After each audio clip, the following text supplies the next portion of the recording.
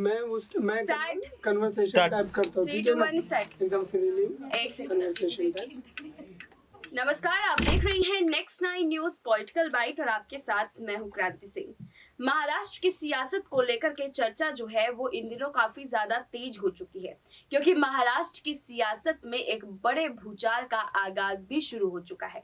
आपको बता दें कि शरद पवार एक ऐसे व्यक्ति के रूप में इस वक्त महाराष्ट्र की सियासत में हैं, जिन्होंने पहले उद्धव ठाकरे को सपोर्ट किया और उन्हें उनको जो है सरकार बनवा के दी।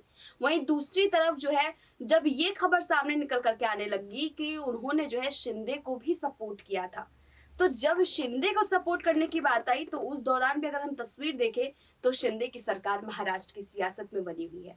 और उसी महाराष्ट्र की सियासत में इस वक्त जो है शरद पवार को लेकर के एक नई अफवाह ने अपनी तेजी पकड़ ली है। लेकिन ये सिर्फ और सिर्फ अफवाह है या फिर आगे चलकर के बनने वाली एक हकीकत की तस्वीर है, ये समझना बेहद जरूरी है। और आज के इस खास रिपोर्ट के दौरान जो है इसी पूरे मुद्दे को समझने की पूरी कोशिश करेंगे। तो सबसे पहले आप लोगों का बहुत बहुत स्वागत है। हमारे साथ हमारे सहयोगी जुड़ चुके हैं, अबरार आपका भी बहुत बहुत स्वागत है। महाराष्ट्र की सियासत को आप बखूबी समझते हैं, वहां पे किस तरीके से राजनीतिक उठापटक तेज रहती है वो भी सबको समझ में आता है। मौसम की तरह ही अचानक से करवट वहां की सियासत जो है वो बदलती रहती है। इसी को लेकर के सवाल है कि शरद पवार का जो इस दौरान जो वहां पर चुनाव चिन्ह को लेकर के मुद्दा रहा है, या फिर उद्धव ठाकरे के सपोर्ट में जो मुद्दा रहा है, शिंदे को लेकर के मुद्दे रहे हैं, वो सब देखने के बाद आखिरकार आपको तस्वीर कौन सी नजर आ रही है?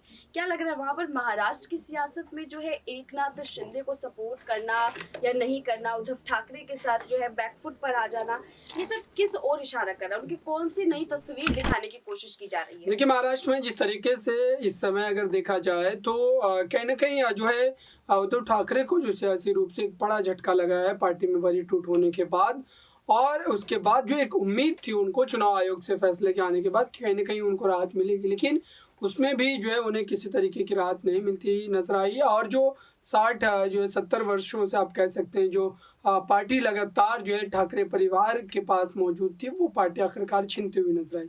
लेकिन इस पूरी लड़ाई में अगर देखा जाए तो शरद पवार की जो भूमिका है वो काफ़ी ज़्यादा संदेहजनक है, क्योंकि कहीं ना कहीं ये कहा जा रहा है, ये माना भी जाता है कि अगर उद्धव ठाकरे जो है मुख्यमंत्री बनने के लिए रजामंद हुए, उनकी सहमति मिली, तो वो शरद पवार के जिद करने की वजह से, क्योंकि ठाकरे परिवार भले ही राजनीतिक जो है तमाम अपने पास जो है शक्तियां रखा करता था, लेकिन कभी भी सियासत का हिस्सा वो नहीं बने, कभी भी कोई बड़ी जिम्मेदारी उन्होंने नहीं ली। और यही वजह रही कि पहली बार अगर कोई ठाकरे परिवार से चुनावी मैदान में आया तो वो आदित्य ठाकरे थे, जो वर्ली विधानसभा सीट से चुनाव लड़े और जीते। बीते विधानसभा चुनाव की बात कर रहा हूँ। तो अभी तक ठाकरे परिवार से किसी ने चुनाव नहीं लड़ा था, और पद की बात तो दूर की है, लेकिन शरद पवार जो कि आप कह सकते हैं कि उद्धव ठाकरे के साथ उनके जो है पारिवारिक रिश्ते भी हैं, तो इस वजह से कहीं ना कहीं एक दबाव की स्थिति पैदा हुई, और तब जाकर के उद्धव ठाकरे ने इस बात के लिए हामी भरी अपनी क्यों मुख्यमंत्री बनना चाहूंगी। सवाल मेरे पास ये भी था कि शरद पवार का जो इन दिनों बदला सा जो रुख है, क्योंकि देखिए अभी कुछ दिन पहले उनका एक बयान आता है, 2 बयान मैं आपको गिनवाऊंगी, दोनों बयान का मायने जरूर समझना चाहेंगे आपसे। पहला बयान उनका ये था जब उन्होंने बीजेपी के खिलाफ में बयान दिया, और ज्यादा दिन पहले का नहीं, 3 से 4 दिन पहले जो है उन्होंने बयान दिया था, और ये कहा था कि एमवीए जो है इस बार चुनावी मैदान में उतरेगी और एमवीए की तरफ से जो है बीजेपी और शिंदे को हराने की पूरी कोशिश की जाएगी। उन्होंने महागठबंधन को लेकर के अपनी बात रखी, यानी कि सीधे तौर पर उन्होंने सपोर्ट जो है उद्धव ठाकरे के लिए दिखाया कि मैं उद्धव ठाकरे के साथ खड़ा रहूंगा, चाहे अंत में परिणाम कुछ भी निकल करके आए।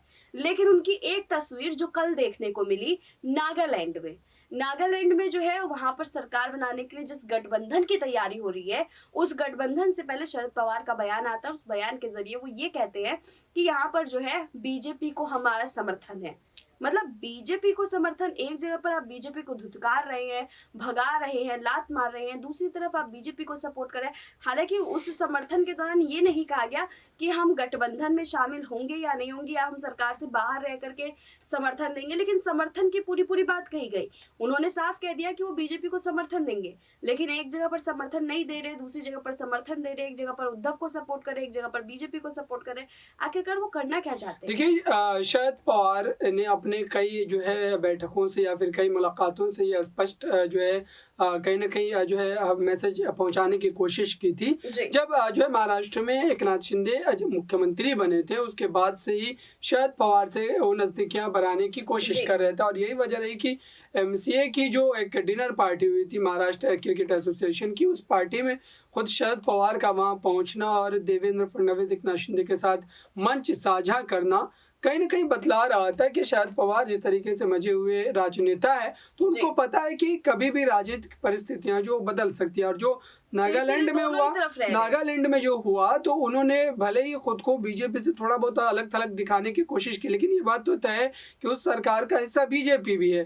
भले ही आप किसी और पार्टी को समर्थन दे रहे हैं, लेकिन जब तमाम पार्टियां सरकार का हिस्सा है तो जाहिर-सी बात है कि सभी की बातों को लेकर के सरकार जो है कोई भी अंतिम फैसला लेती है। तो इस लिहाज से अगर देखा जाए तो शरद पवार दोनों ही जो है तरफ अपने जो है स्थिति को बैलेंस कर के चलना चाहते हैं और ऐसे में माना ये जा रहा है कि बीते कुछ महीनों के भीतर जिस तरीके से एकनाथ शिंदे ने उनको लेकर के बयान दिया और जिस तरीके से जो है वो पहुंचे कई जो है बड़े-बड़े बैठकों में, तो ये उद्धव ठाकरे के लिए काफ़ी ज़्यादा जो है परेशान करने वाली बात थी। लेकिन कहीं न कहीं उद्धव ठाकरे ने जो ये बड़ा फैसला अपना जो है लिया था मुख्यमंत्री बनने का जी। और बीजेपी से इस गठबंधन से खुद को अलग करने का, दरअसल ये फैसले में सबसे बड़ा आप कह सकते हैं कि अगर किसी का सहयोग था और किसी की ज़िद थी तो वो शरद पवार की थी। लेकिन अभी अगर देखा जाए तो इस मुसीबत की परिस्थिति में शरद पवार किसी भी तरीके से उनके साथ खड़े नजर नहीं आते और उन्होंने ये सीधे तौर पर बयान दिया भी था कि शिवसेना की लड़ाई और नाम चुनाव चिन्ह इनसे उनको कोई मतलब नहीं है।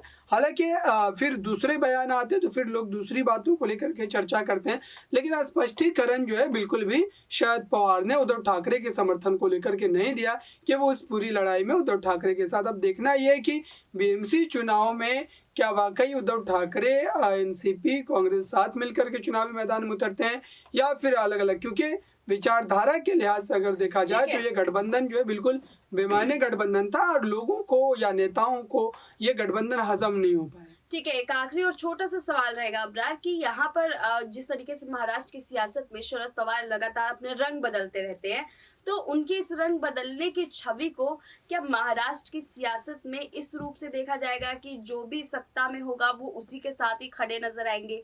क्योंकि अभी शिंदे के साथ भी वो नजर आते हैं, यहाँ पर फडणवीस के साथ भी नजर आते हैं, जब तक उद्धव थे सरकार में तब तक उद्धव के साथ नजर आते थे, आज उद्धव से थोड़े बहुत खटपट भी चलते हैं, तो आगे चल के भी इसी तरीके से वो रंग बदलते रहेंगे? देखिए बिल्कुल इस तरीके की परिस्थिति बन सकती है क्योंकि उद्धव ठाकरे शिवसेना के कमज़ोर होने का सीधे तौर पर आप कह सकते हैं कि कहीं ना कहीं फ़ायदा शरद पवार को भी पहुंचेगा, उनकी पार्टी को भी पहुंचेगा, क्योंकि क्षेत्रीय दल के तौर पर अगर देखा जाए तो महाराष्ट्र में सबसे मजबूत पार्टी शिवसेना थी और शिवसेना पार्टी कमज़ोर हुई तो दूसरे नंबर की पार्टी एनसीपी थी। तो इस लिहाज से जो आप समझ सकते हैं कि जब भी महाराष्ट्र में यूपीए की सरकार बनी तो उसमें एनसीपी का सहयोग जो है बिल्कुल ज़रूरी होता था। अगर एनडीए की सरकार बनती थी तो शिवसेना का सहयोग ज़रूरी होता था। तो इस लिहाज से कहीं ना कहीं एनसीपी को भी अपने पैर पसारने में मौका जो है काफ़ी बेहतर उनके हाथ लगा है और हो सकता है कि वो इसमें कहीं ना कहीं आगे चल करके शिवसेना के जो है साथ नहीं रहने पर भी कोई फैसला ले सकते। ठीक है, धन्यवाद अब्रार। तो देखिए, महाराष्ट्र की सियासत से हमने आपको जो है तमाम सवाल के जवाब पहुंचाने की कोशिश की है। इसके अलावा भी मन में कोई सवाल है तो कमेंट में जरूर बताइएगा। अभी के लिए बस इतना ही। देश दुनिया की तमाम बड़ी खबरों के लिए देखते रहिए next time news political bite.